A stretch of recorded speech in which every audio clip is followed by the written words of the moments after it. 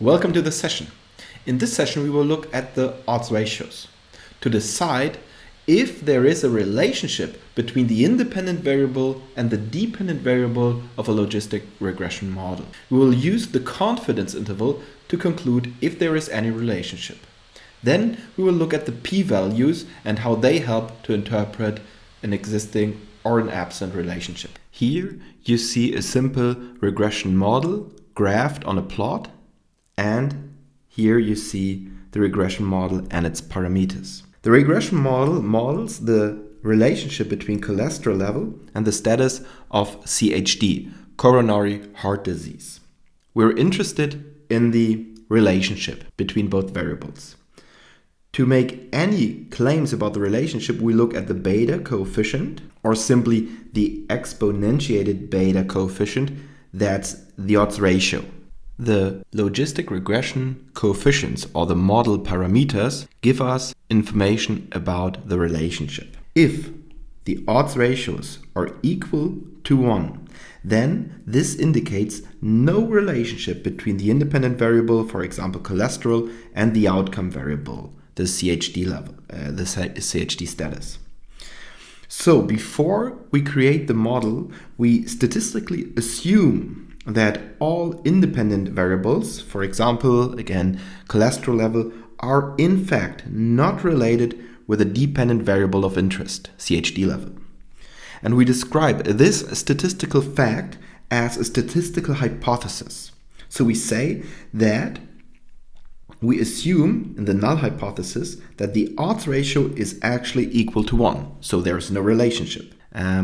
Again, with respect to the log odds ratio, which is simply the beta coefficient, here, when we take the log of this odds ratio, we again would end up with a beta coefficient, because exponentiating and taking the log, that's like matter and antimatter, they undo each other. So when with respect to the log odds or the beta coefficient, we say in the null hypothesis that beta is 0, because when the beta coefficient is 0, then this indicates no relationship. So this is on the odds ratio and this is on the simple beta regression. So if this hypothesis is actually not true, then we assume the alternative hypothesis that the odds ratio is actually unequal 1. Or again, with respect to the log odds ratio, the beta coefficient, we assume that beta is not null.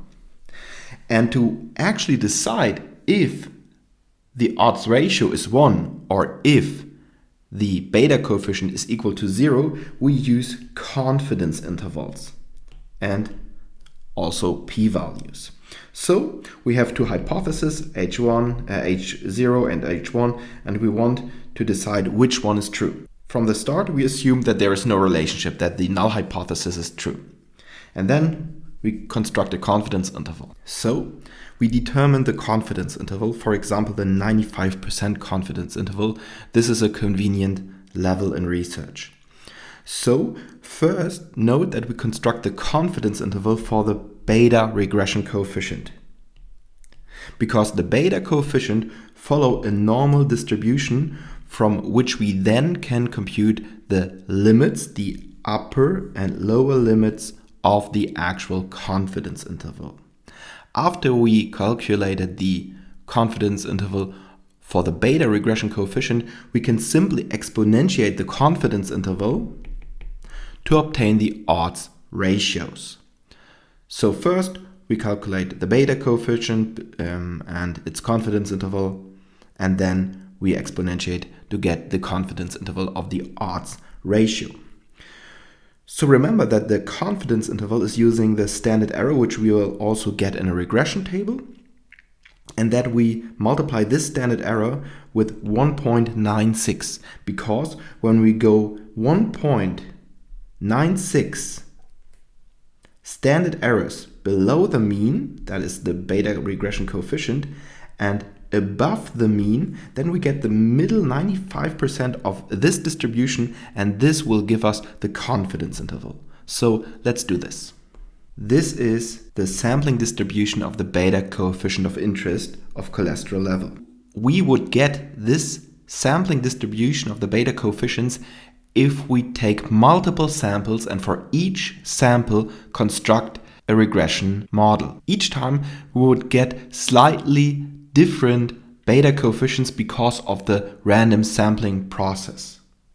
So we assume that in this situation where we have one sample and one regression model, we consider the beta coefficient as the mean of this distribution. So we write x bar is our beta coefficient.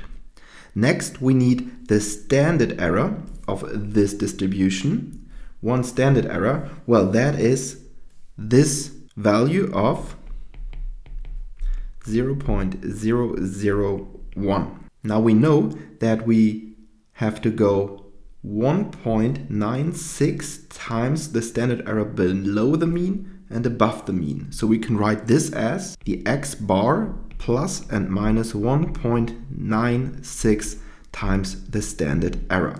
And this will give us the lower and the upper limit. So let's plug in the standard error for the upper limit. We write x bar plus 1.96 times 0.001 is equal to, and now I plug in for x bar the actual odds ratio, the actual beta coefficient, 0.32 plus, we multiply this term and get 0.00196, and then we add this simply and we get 0.322 rounded. This is the upper limit. Now to construct the lower limit, we write x bar minus 1.96, the standard error of 0.001. This is x bar minus 0.00196. That's this product. And then we get the lower limit of rounded 0.318. Now we can write that the 95% confidence interval of the beta regression coefficient is 0.318 to 0.322. And this interval will contain the true value, the true population value with a confidence of 95%. In 95% of our samples, we obtain a confidence interval that contains the true value, the true regression coefficient. Remember, this is the confidence interval of the beta regression coefficient. To obtain the confidence interval of the odds ratios, we have to exponentiate. So let's do this next. Okay, here you see the just calculated confidence interval for the beta regression coefficient. We can then simply exponentiate the limits to obtain the confidence interval for the odds ratios. And the actual limits that we computed are listed here. So with a 95% confidence, this interval contains the true odds ratio of the population, and the interval ranges from 1.374 to 1.380. We assume that the true odds ratio lies within this range. And remember, the computed odds ratio will always be in this range.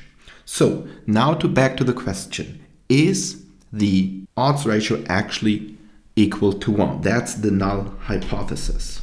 And the alternative is simply that the odds ratio is not equal to 1, and in this case we would assume that there is actually a relationship. So when the confidence interval does not contain the neutral value of 1, then we assume that the null hypothesis is false, we reject it, and assume that the alternative hypothesis is true, that the actual odds ratio differs from 1, and thus that there is a relationship. In this case, we would assume that the cholesterol level actually is associated with the outcome variable CHD. So cholesterol is a valid predictor or a valid risk factor for CHD. So we can use the confidence interval to make decisions about our two hypotheses and thus about the relationship.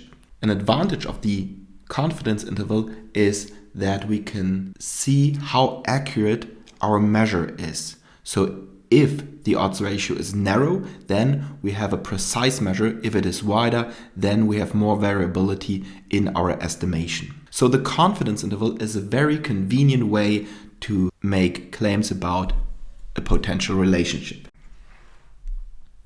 One quick way to get information about a potential relationship is to look at the p-value. The p-value will be displayed in a regression table, and this regression table is calculated with a statistical program such as SPSS. The p-value can be actually estimated from the standard error and from the z-value, but I won't go into detail. But remember that we specified a confidence level, for example, the 95% confidence level. So we can use the confidence level to construct something called the alpha level. The alpha level, that's simply 100% minus 95%. And in this case, this would be an alpha level of 5%. So when we have a confidence level of, say, 99% confidence level, then we would say the alpha level is 100% minus 99. That's the confidence level percent, and then we would get an alpha level of 1%. So this is important because when we choose a 95% confidence level and an alpha of 5%, then we ask ourselves, is the p-value actually less than 5%? Remember, this here is displayed in decimal numbers, so we could write the percentage as 0.05. So actually we ask, is this value less than our alpha level of 0.05? And in this case, it is. So in this case, when the p-value is lower than the alpha level, then we would conclude that a relationship exists. In this case, the value is actually less than the alpha level of 1%. So we would say on a 99% confidence level or on an alpha level of 1%, a relationship exists. So in this situation, you may ask yourself, which confidence level do I choose? Or which alpha level do I choose? 5%, 1%, or even 0.1%. First of all, you have to select your alpha level before you construct your regression model. Then you have to ask yourself, how much do you tolerate an alpha error? Here is what an alpha error is. You want to choose between two hypotheses, the null hypothesis and the alternative hypothesis. An alpha error will happen when you reject the null hypothesis. You say this is not true, but it is actually true. With an alpha level of 5%, your probability of making an alpha error is 5%. So if you want to avoid an alpha error, then you should change your confidence level. If you have a very conservative alpha level or confidence level, then it is harder to detect actual relationship. So there is something of a trade-off. For you, a rule of thumb is that the alpha error most often is 5%.